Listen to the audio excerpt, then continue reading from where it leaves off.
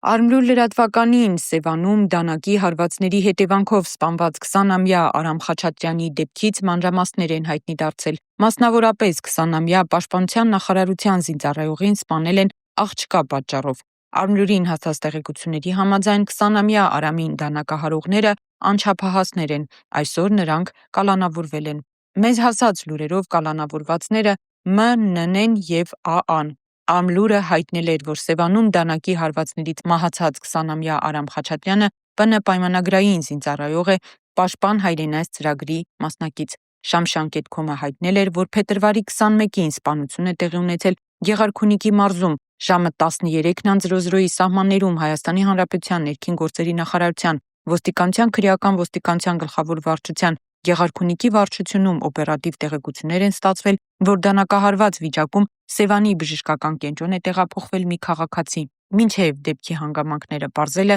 հիվանդանոցից ահազանգ էր ստացվել, որ վիրավորը գիտակցության չգալով մահացել է։ Դեպքի փաստով քննչական կոմիտեի Գեղարքունիքի մարզային քննչական վարչության Սևանի քննչական բաժնում սպանության հատկանիշներով նախաձեռնվել էր քրեական վարույթ։